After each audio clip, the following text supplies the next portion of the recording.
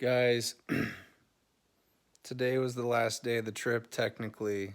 Um, I don't even remember the last time I did an update because yesterday, which was the 19th?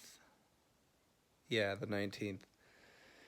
I spent all day driving from Utah, and I got to Corning, Nebraska at like right after 10 p.m.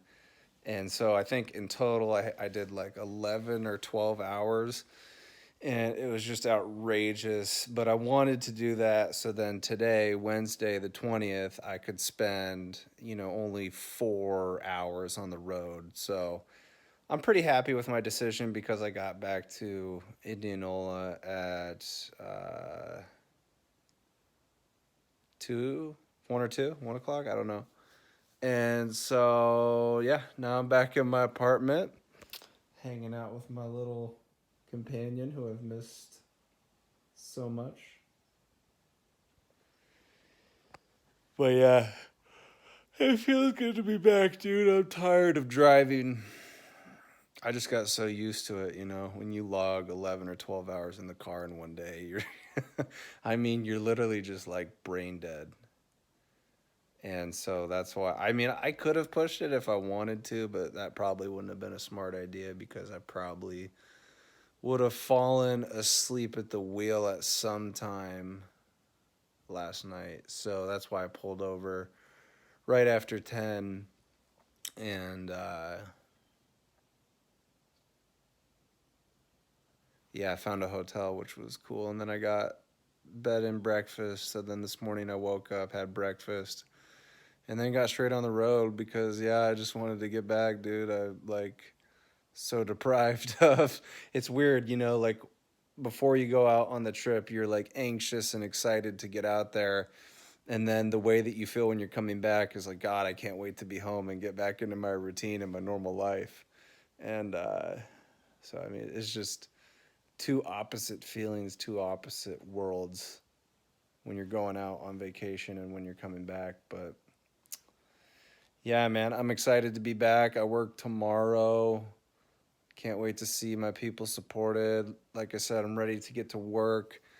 I had a lot of ideas that came up when I was out in Utah about, doing stuff for the podcast or doing stuff for the YouTube channel. And I feel like I'm just getting started. I feel like I grew, you know, maybe not that I grew a whole lot when I was out in Utah, but I at least got to see and have a distance from some of my fears and some of the things that I experience when I'm back at home, if that makes any sense.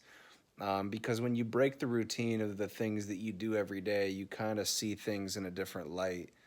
And this would probably help if I, try and explain this a little bit more deeply, like all the things that I was thinking about and that I learned out there. But yeah, I learned a lot about myself. I learned about the areas in my life that I really need to get better at, like, not giving in to temptation as much. I'm pretty good with my phone and those sorts of things, but um, I had a lot of clarity of mind out there to see that like I can be sometimes impulsive, and a lot of that anxiety comes from, yeah, just wanting to do the first thing that rushes into my head. But I realized it's not really a good pattern of thought because then you're just like kind of going with every single thought that you have instead of like, you know, just taking things slow in a more methodical approach and understanding that you don't have to do the first thing that comes to your mind, if that makes sense. But yeah, I'll probably do like an extended video on the things that I learned out there about myself or like the things that I discovered. But other than that, yeah, I just want to give you guys a quick update because I was in the car all day yesterday. There wasn't really anything to film, and I wanted to get home. That's why I did all that driving, and now I'm chilling. I don't know what to do for the rest of the day. It's kind of knocked me out of my routine because normally I'd be at work right now. I'm like, maybe I'll go on a walk or something. But I don't know. We'll see. Anyways, talk to you guys later. All right, people. So, if you've been following this journey of mine as I went out to Utah, I essentially was vlogging every day, kind of just describing, where I'm at personally, the things that I'm thinking about, what I was going through, my experiences. And now that I'm back in Iowa, I wanted to, so yesterday is the day that I got back. Got back at like 1 o'clock, just about 1 o'clock Iowa time, Midwest time, Central time, I think is actually technically what it's called. But yeah, I just wanted to try and like recap my experiences out there and try and give you guys like a full picture of what it was that I was thinking about, what it was that I was going through, and how I look at life differently now that I'm back. And it's going to be very hard because, I was out there for a week and I spent so much time either in the car driving or out looking at nature. So I had so much time to think, and I really challenged myself to not be on my phone that often unless I was recording something for the vlog or like, just getting B-roll footage, or if I was going to listen to music or listen to a podcast. And so, yeah, just bear with me because I feel like I have so much on my mind from the trip and what it brought for me, both good and bad, that I'm going to try and pull it all together. So one of the first things that I noticed is my natural proclivity or inclination to approaching a situation that makes me feel uncomfortable. Like, I start to fear. Like, I've always been a fearful person, and I think that really developed in childhood through some of the circumstances that I had went through. And so I think it's natural for people that are getting outside of their comfort zone to experience fear, but I really was just exposed to how stupid my mind can be in like coming up with all these hypotheticals. So the time that it revealed itself the most was when I first started driving out there, and as I was going through Nebraska that first day, I'm in the car and I'm listening to music, trying to be present, and I can just, there's like fear just like popping up about, all these scenarios and these what ifs and these things that could happen. And so that was really interesting because I finally like got exposed to, the inner workings of my mind. But then once you push past the fear, you just see it for how it is, it just kind of like levels out and fades away, and then you're like, okay, I'm back to the present moment. Like, that was fear, but we're okay, still driving, everything's safe, the car's all good. So that was really interesting, and kind of tying into that idea on this trip, because I think fear is a part of anxiety, so it's essentially an emotion. So what I noticed, not only around the fear, but other emotions, because I experienced other emotions on the trip. I kind of talked about that in my second Airbnb, with that experience of not having the girl that I was talking to a few months ago, Samantha, not come out on the trip like she was supposed to. And that brought about a feeling of sadness. So on this trip, I really, along with the fear, the sadness, I really got to have a different perspective about my emotions. So I've always been a person that, like, I don't know how you guys are, but I think emotions are so, like, powerful, whether it's positive or negative emotions. And I think there's a lot of people out there that really don't know how to deal with their emotions. And I'm definitely one of them. I try and cover up my emotions or stifle them and not fully feel them or experience them. And so this trip, I mean, especially those first few days when I was sitting in that first Airbnb, you got a lot of fear and anxiety popping up, but you move past it. You when you're in a situation like that where you're like in your uncomfort zone, you've pushed yourself outside of your comfort zone, but then you always bring yourself back to the present moment and push past the fear. You realize that your fears are just essentially irrational. They're just it's just your mind is trying to come up with these tricks to protect you, but really the thing that you're fearing is the place that you should go and see what happens. And a lot of times, yeah, you just find out that those fears are literally just built up in your head. It's an illusion that you've bought into. So going along with the fear, just trying to wrap up this whole idea, emotions. Like I made a lot of progress in just like being there and feeling the emotion. I think a lot of times, again, speaking for myself and a lot of other people, is they try and run away from their emotions, and then their emotions in turn catch up with them inevitably, because it's going to happen. You're not going to not stop thinking about it. It's just like you have all these obligations to do throughout your day, your to-do list, but you're avoiding to do it. Like your unconscious still knows, like, hey, you didn't get that thing done, dumbass. So I think it's really important to just even like, so some of the things I would do those first few days, like if I was like tired, like especially once I got to the first Airbnb at like 3 or 4 p.m., like I just laid down on the couch and closed my eyes, and I don't even think I napped, but I was able to like listen to that fear but not give into the fear. And then after I'd given myself like an hour to relax and lay down after being in the car for that long, I got my ass up and I started exploring the town. And then, you know, you just get better with it. So after that first day, you're like, oh, okay, like I can do that again. And so there was no shortage of emotions and ups and downs throughout the trip, but I really just got in touch with myself in that regard. So that was one big positive. Um, Another thing that I experienced was, man, how do I present this? Well, I was really good at not checking my phone even before I went out on this trip. Like, it's very hard for people to reach me on my phone because I'm not on it that much. So I've always had a tough time with communication. But out on the trip, I really was not on my phone for the most part. Like my screen time, if I did check my phone, it was at the end of the night. What was I saying?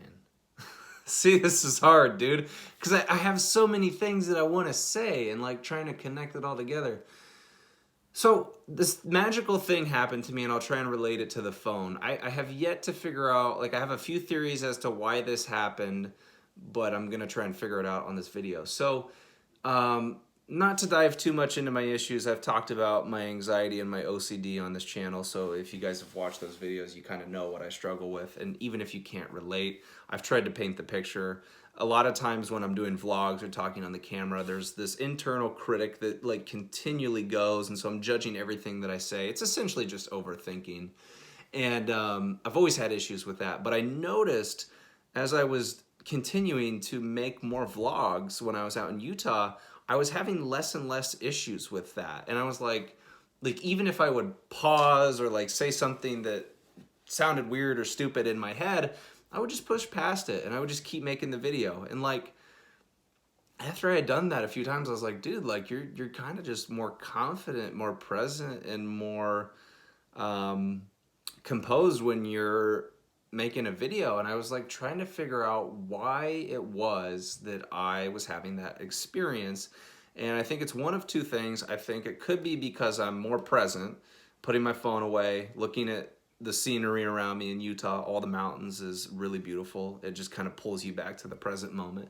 That could be one thing. And then two, I think it kind of goes back to that level of putting yourself in your uncomfortable space. When you're on the road, you're on a trip, you don't have as much time to overthink. You're more so reacting to your environment. And because when I'm in Indianola and I'm at home, I've become such a rigid person with my schedule and my to-do list, I think that being on this trip for a week made me break that down, because I didn't really have to-do lists. I mean, I would write down some things that I wanted to do, but I didn't always accomplish it, because you're on a trip, you're exploring, like everything is new for you. And so I think those two things combined, being present more often than not, and being in a place that makes me uncomfortable, it makes you change. It makes you think differently, react differently. And so I think that those are part of the two reasons why I saw this level of um, progression, and how my mental framework handled itself as I was making these videos, if that makes any fucking sense. So that was another big one. I also, like I said, I spent so much time thinking, and that could be for good or for worse. It wasn't really overthinking. I was just more so like thinking about my life and like how far I've come with like my mental health journey. And even if there are moments where I have setbacks, that's only a moment for you to just again get better. So setbacks, I think, actually serve as a benchmark to move you forward, because I've had a bunch of setbacks in the last 2 years, where 2 years ago is when I started going to therapy. So that's when things really started to, somewhat improve. But yeah, I spent so much time thinking about my life, thinking about the direction of my life and where I wanted things to go. And, thinking about like relationships that had not worked out, like the whole Samantha thing. Like, that was the first time, that second Airbnb that I went to, that was like the first time that I really got sad about it in a while. And it's been like a month. It's been like a month or so since we like called it quits on things.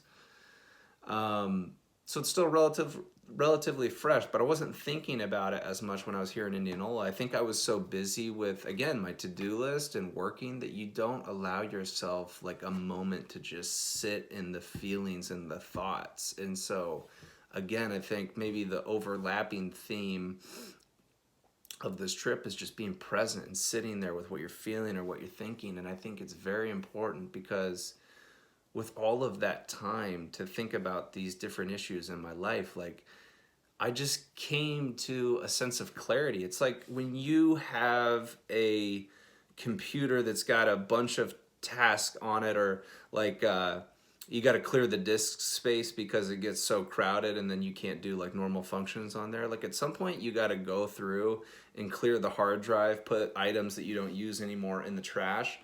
And I kind of use that analogy to bring that back to this experience, and for you guys as well, is like, for some reason we are very afraid and timid when it comes to approaching our thoughts and our feelings, because they're kind of symbiotic with each other.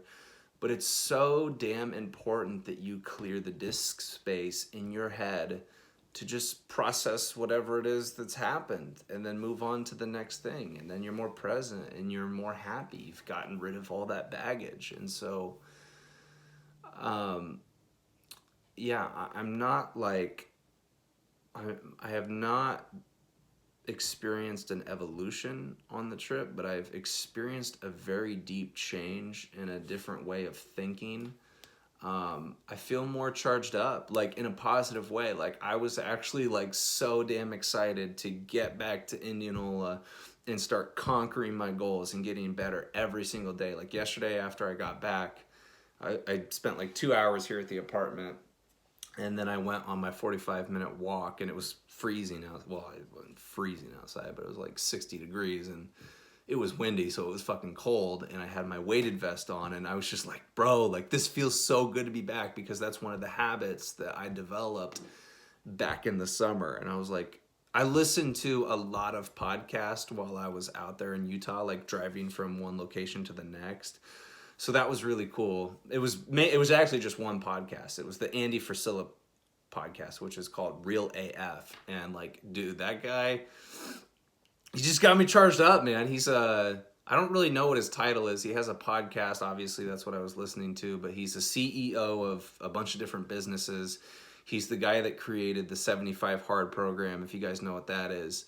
And he's pretty much just like a motivational speaker in some sense. Like he has this really profound knack and ability to get the best out of people, to inspire people, to motivate people. And so just, I probably listened to, oh God, maybe like 20 podcasts. I don't fucking know.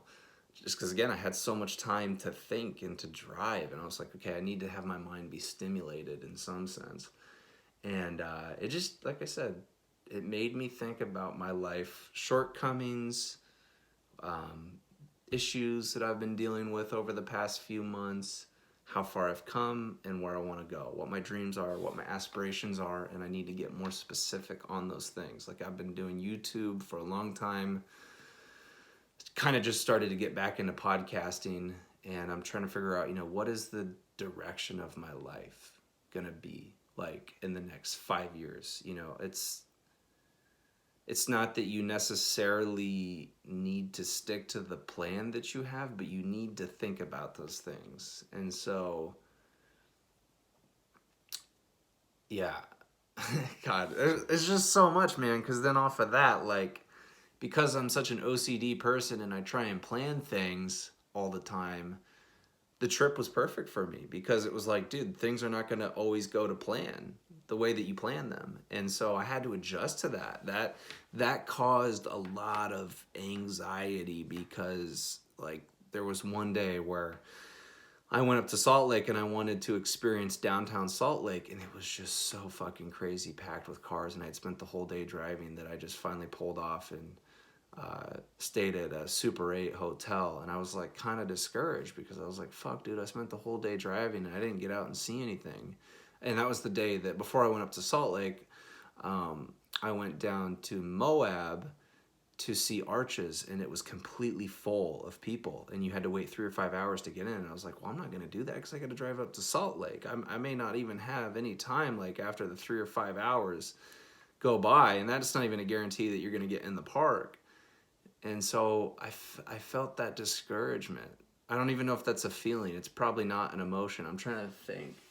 Yeah, disappointment. Disappointment is the right word that leads to sadness. And again, I just had to use that day. Once I got to the hotel, I just had to, like, let myself feel those emotions. And there were hard moments on the trip, man. Like, there were a lot of things that happened, good and bad, that I had to go through. And I'm just trying to wrap this all up because there's probably going to be more things that I could say, but I think this is a good enough description of what it was that I was thinking.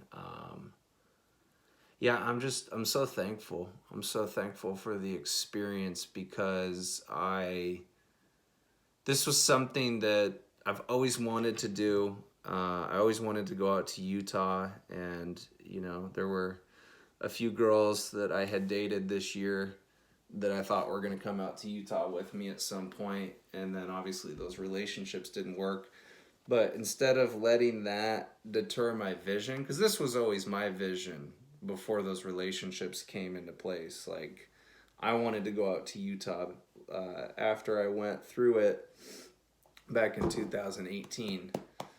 And so I'm just very proud of myself for doing it, for conquering this big fear. And like I said, I think it's very important for people to challenge themselves and get out of their comfort zone because it can only bring change. I mean, like I said, I am not the same person that went out to Utah a week ago. I'm a different person. I am, because I just had that experience and it made me change the way I think. So yeah, I value this trip so much, and I think it was what I needed to do. I think it was the shift that I needed to change my perspective, and I'm just totally fucking thrilled to see what comes in these next few months as we move into November and December. It's gonna be cold and snowy in Iowa, and it's gonna be disgusting. But I mean, winter will be here for a little bit, and then we'll move on and we'll have spring in 2022. I'm just really excited for the future. And I'm more at peace with not knowing what's going to come next. Like, I've kind of accepted, like, hey, man, you don't got to plan everything. Try and plan, but don't stick so strictly to those plans because plans will change. So the last thing that I thought about that I'll leave you guys with, because I don't know if any of this has made sense. I feel like every time I'm talking, I'm bouncing around from subject to subject, even though that's probably not the truth. The last thing I'll leave you guys with is this. One more important thing that happened on the trip was like something that I discovered is something that I used to love to do was ride my penny board around town. I would explore on my penny board, and I brought it out to Utah.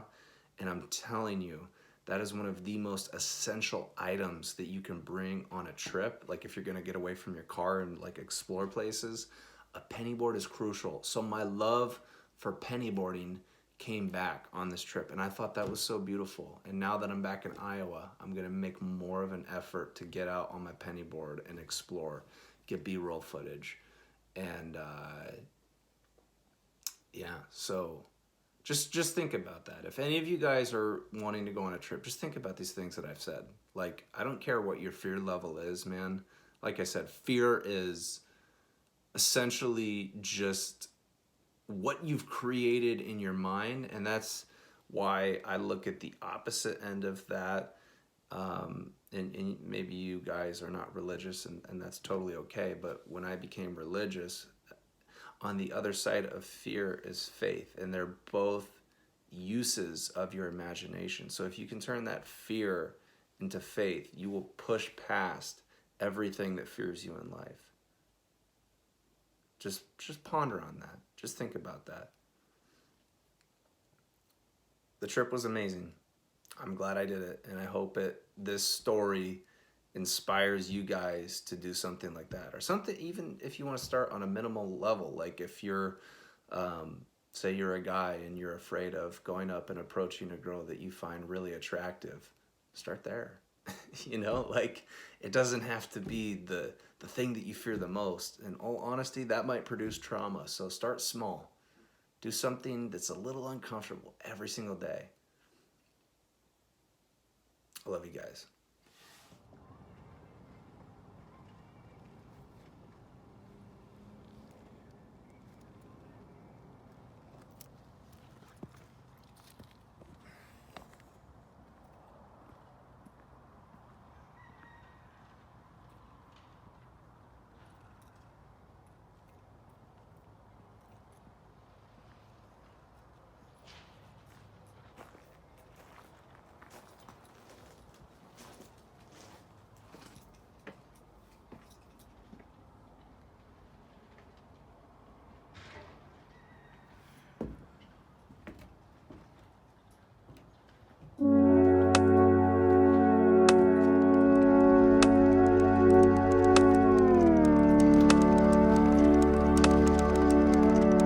Artlist.io.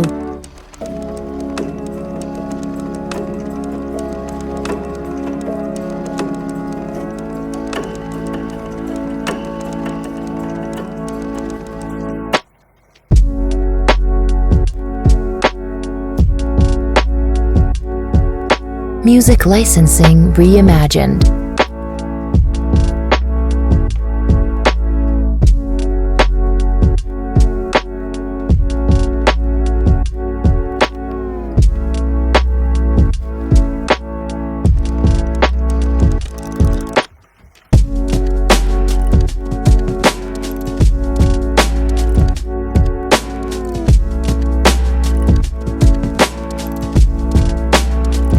Artlist.io.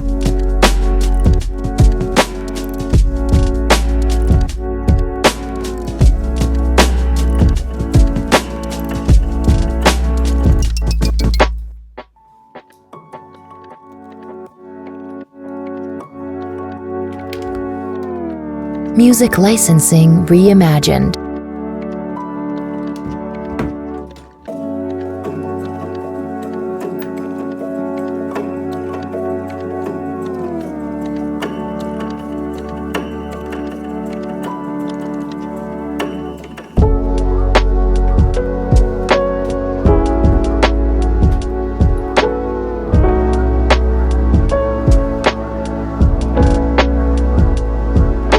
Artlist.io.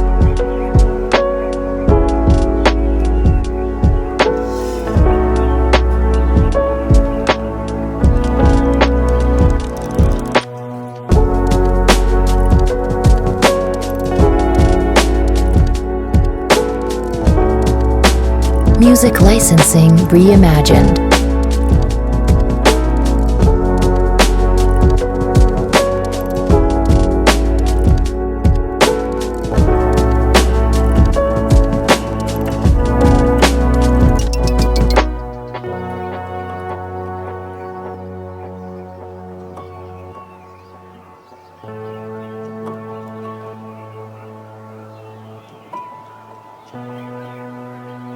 Artlist.io